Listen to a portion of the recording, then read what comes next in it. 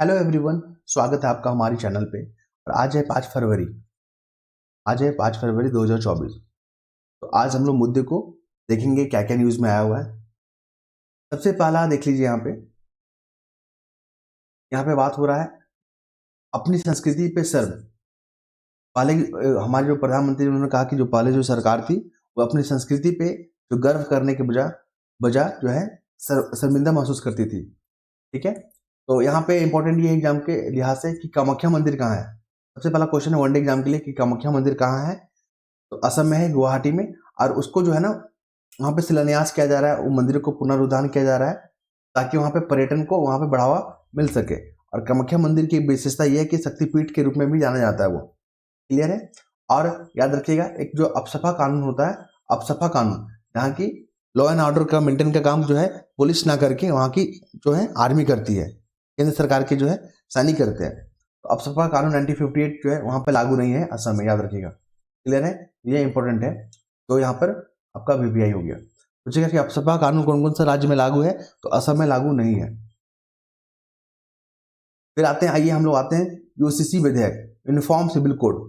देखिए uniform civil code क्या होता है, इसको सिंपल शब्दों में अगर समझेंगे तो डीपीएसपी होता है ना, directive principle of state policy. जब आप संविधान पढ़ोगे तो वहाँ पे डीपीएसपी करके एक अध्याय है, भाग 4। भाग 4 में आपको मिलेगा, वहाँ का आर्टिकल 44 जब पढ़ोगे ना तो यूनिफॉर्म सिविल कोड के बारे में बात किया जाएगा।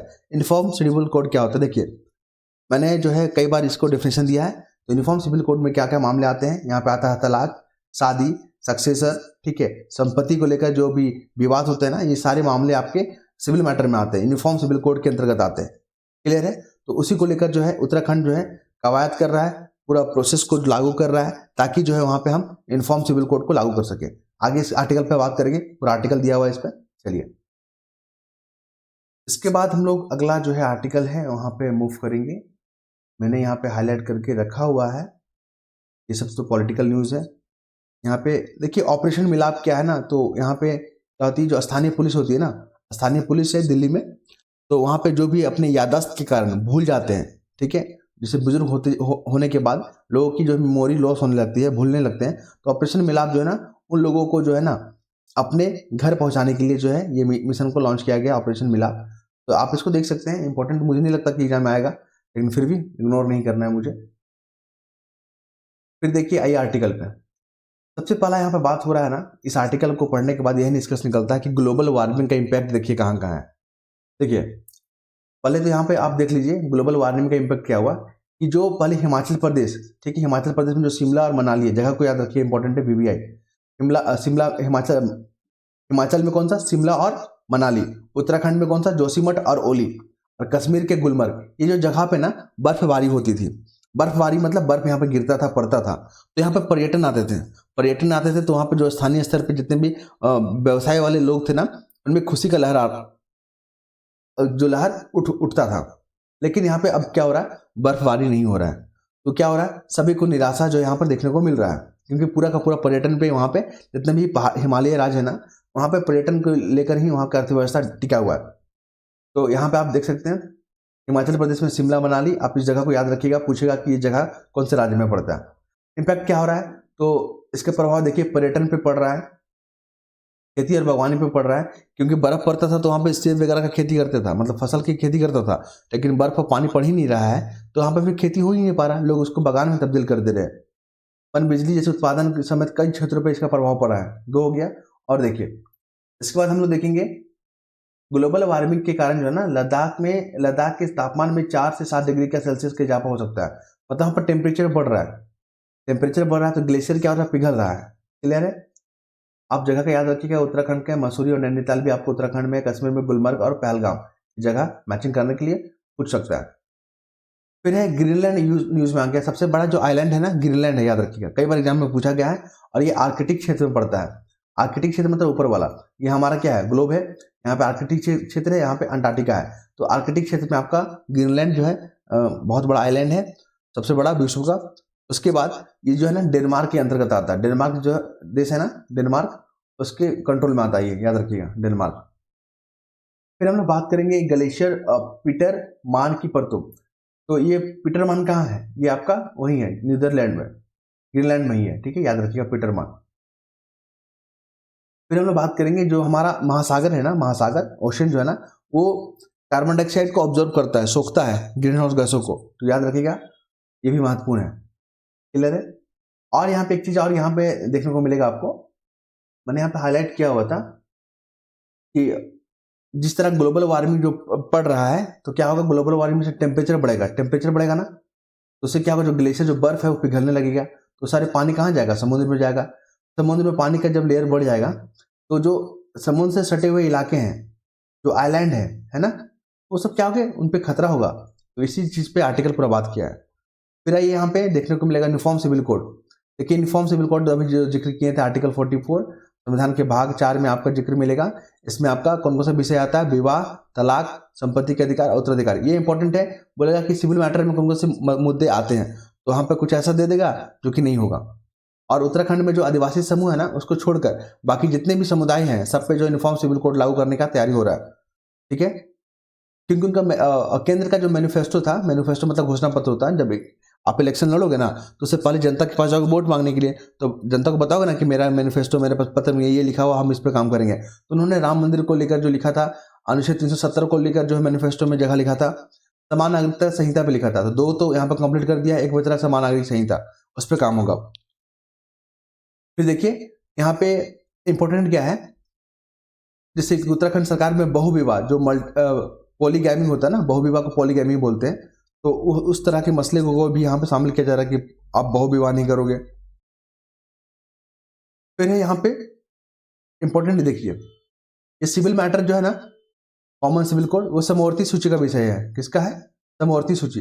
देखिए संविधान की जो है 7वां सूची है ना, 7th शेड्यूल, उसमें 3 सब्जेक्ट है। एक है केंद्र सूची, राज्य सूची और समवर्ती सूची। एक होता है स्टेट लिस्ट, सेंटर लिस्ट और कंकरेंट लिस्ट। सेंटर में जो भी विषय शामिल होते हैं ना, उस पर केंद्र कानून बनाएगा। स्टेट लिस्ट में जितने भी कानून मेंशन है ना, उस पर जो है राज्य कानून बनाएगा। लेकिन जो कंकरेंट लिस्ट है, समवर्ती सूची है, उसमें जो विषय शामिल है ना, उस पर केंद्र और राज्य, याद रखिएगा केंद्र और राज्य जो है ना, दोनों कानून बनाएंगे। ये इंपॉर्टेंट है, समवर्ती सूची, ठीक है, दोनों मिलकर कानून बनाएंगे। लेकिन अगर उसी विषय पर केंद्र और राज्य दोनों कानून बनाता है और वहां पर टकराव होता है, तो किसको वैलिड मानेंगे, केंद्र को, याद रखिएगा।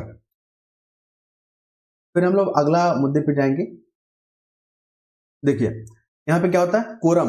ये पूरा आर्टिकल पढ़ने के बाद कोरम क्या होता है, देखिए कोई भी अधिवेशन को पूरा करने के लिए ना, जैसे संसद का कार्रवाई, संसद में जो होता है, लोकसभा होता है, राज्यसभा होता है ना, लोकसभा और राज्यसभा, उसकी कार्रवाई को संचालन करने के लिए कोरम पूरी करना पड़ता है। मतलब जैसे मान ली 545 मेंबर है, तो उसका 1/10 जो है ना मेंबर प्रेजेंट होना चाहिए। अगर इतने लोग होंगे तभी जो है आपका कोरम पूरा हो पाएगा। यहाँ पे जो है आपका 55 मेंबर अगर लोकसभा में प्रेजेंट रहेंगे तभी आपका संसद का कार्रवाई शुरू होगा। ठीक है, उसी को कोरम बोलते हैं। व्हिप क्या मतलब क्या होता है, व्हिप मतलब एक निर्देश है, एक जो कि अपने लोगों को, मतलब जो पार्टी होती है, राजनीतिक जो दल होते हैं, अपने जो मेंबर को वो प्रेजेंट होने के लिए यहाँ पे क्या होता है, मैंडेटरी होता है। व्हिप का मतलब वो होता है। ठीक है, ये दोनों फैक्ट को याद रखिएगा, काफी महत्वपूर्ण है। इसके बाद हम लोग बात करेंगे अगले मुद्दे पे, मैंने यहाँ पे हाईलाइट करके रखा हुआ है, ये रहा। देखिए इंपॉर्टेंट है, वनडे एग्जाम के लिए वीवीआई बनेगा। केंद्रीय प्रत्यक्ष बोर्ड के अध्यक्ष कौन है, नितिन गुप्ता। ठीक है, याद रखिएगा इसको। केंद्रीय प्रत्यक्ष कर बोर्ड के अध्यक्ष कौन है, तो नितिन गुप्ता। दूसरा ये है यहाँ पे monkey fever. Monkey fever news में आ गया है, ये कर्नाटक में आपको देखने को मिलेगा मंकी फीवर। ठीक है, मंकी फीवर, तो ये क्या है, एक वायरल डिसीज है, वायरल संक्रमण जो है यहाँ पे रोग है ये। ठीक है, दुनिया का जो तांबा संयंत्र जो है बना रहा है अडानी समूह। देखिए जो अडानी तांबा का जो संयंत्र है ना, प्लांट यहाँ पर स्थापित किया जा रहा है गुजरात की मुद्रा में। ये जगह इंपॉर्टेंट है, बोलेगा मुद्रा जगह जो है ना कहाँ है, किस राज्य में है, तो गुजरात में। ठीक है, कहाँ है, गुजरात में, तो इंपॉर्टेंट हो गया। और चीन जो है ना सबसे ज्यादा जो आपका प्रोडक्शन करता है, क्या चीज करता है, चीन जो है ना तांबा का सबसे ज्यादा प्रोडक्शन करता है। और जिस तरह वो लोग प्रोडक्शन जो मेथड अपनाता है ना, उसी तरह भारत भी जो है अपने जो है नियमों में शामिल कर रहा है। और तांबा का यूज कहाँ कहाँ होता है, देखिए इलेक्ट्रिक जो व्हीकल होता है ना उसमें यूज होता है, चार्जिंग अवसंरचना मतलब चार्जिंग के लिए जो इंफ्रास्ट्रक्चर होता है उसमें होता है। फिर फोटोवोल्टिक जो सेल है उसमें यूज होता है, पवन ऊर्जा, बैटरी में, अन्य तमाम चीजों में इसका उपयोग देखने को आपको मिलेगा। ठीक है, आई होप आप लोग समझ पा रहे होंगे फैक्ट को। फिर देखिए यहाँ पे इंपॉर्टेंट है, ये तो महत्वपूर्ण इंपॉर्टेंट है। बीपीएससी एग्जाम में कल भी मैंने डिस्कस किया था कि जिस तरह बीपीएससी वासेनार ग्रुप पूछा था, वासेनार ग्रुप का संबंध किस देश से है, जिसका आंसर था रूस। ठीक है। उसी तरह बोलेगा कि मिलिशिया और हुती जो ग्रुप है, हुती जो ग्रुप है और वो किसके द्वारा समर्थित है, कौन इसको समर्थन देता है, ये कौन ऑपरेट करता है, याद रखिए ईरान। ईरान जो है ना हुती मिलिशिया ग्रुप को जो है ना समर्थन देता है और उसी के सारे पे काम करता है। तो यहाँ पे आपको यमन वाला एरिया देखने को मिलेगा, लाल सागर। देखिए लाल सागर का एक आपको विशेषता बताते हैं, ये है हमारा हॉर्न ऑफ अफ्रीका, ठीक है। हॉर्न ऑफ अफ्रीका में 4 कंट्री आता है, मैंने कल भी बताया था इसके में, सोमालिया, इथोपिया और इरिट्रिया और जिबूती, 4 कंट्री आता है। और यहाँ पे आपको रेड सी देखने को मिलेगा और यहाँ पे सी ऑफ एडन, ठीक है, एडन की खाड़ी देखने को मिलेगा। यहाँ पे यमन है, ठीक है, यमन है। तो यहाँ बताने चाह रहे थे कि जो लाल सागर है ना, वहाँ पर पूरे विश्व का जितना भी व्यापार होता है जहाज के माध्यम से, उसका 15% जो है ना, 15% वो आपका लाल सागर से होता है, इसलिए इंपॉर्टेंट है। तो यहाँ पर क्या हो रहा है, जो वेस्टर्न कंट्री है like Canada, Denmark, Netherlands, New Zealand, सब इस पर कंट्रोल करना चाहता है, ठीक है, क्योंकि यहाँ पे ईरान जो है अस्थिरता जो यहाँ पे चुनौती जो है उत्पन्न कर रहा है। तो यहाँ पे आप याद रखोगे हुती क्षेत्र कहाँ है, यमन में है और वो लाल सागर के आसपास में पड़ता है, ठीक है। इसके बाद हम लोग आएंगे, चिली न्यूज में आ गया। चिली में ना आग लगने की एक घटना देखा गया है, जंगलों में आग लगने का घटना। तो चिली को आप मैप में देख लीजिएगा, कौन सा जो है कॉन्टिनेंट में पड़ता है, सॉदर्न कॉन्टिनेंट मतलब होता है ना नॉर्थ अमेरिका या साउथ अमेरिका में पड़ता है, आप इसको देख लीजिए लोकेशन, और कौन कौन से कंट्री के साथ इसका बाउंड्री शेयर होता है। ये इंपॉर्टेंट हो गया क्योंकि यहाँ पे, और बिना डोल मार, ये पूछेगा यूपीएससी में ऐसे ही पूछता है कि बिना डेल मार जो है जगह है, न्यूज में रहा था, क्यों रहा था, तो आपको बताना होगा कि चिली का एक जगह है जो कि जंगल में आग लगने के कारण जो है चर्चा में आया था। फिर हम लोग आगे जब बढ़ेंगे तो यहाँ पे हम लोग देखेंगे, हाँ राजस्थान। देखिए यूएई का राजधानी याद रखिएगा, यूएई। पिछले बार पूछ दिया ना यूपीएससी बीपीएससी में, जगह दे दिया, कई नामों को दे दिया, सऊदी अरब और यूएई में बता दिया। बताइए ये सब जगह कौन सा देश में है, यूएई में है या सऊदी अरब में। तो अबू धाबी जो है यूएई में पड़ता है, यूनाइटेड अमीरात ऑफ, ठीक है, आप याद रखिए यूएई। अबू धाबी कहाँ पड़ेगा आपको, यूएई में पड़ता है।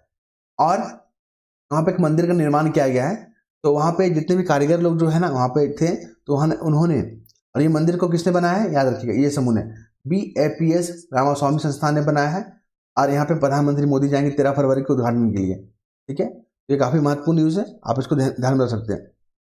फिर है व्योमित्र, एग्जाम में पूछेगा व्योमित्र जो है क्या है, तो ये गगन मिशन जो लॉन्च हम लोग 2025 में करने वाले हैं ना, उससे पहले जो है इस मिशन को हम लोग लॉन्च करेंगे।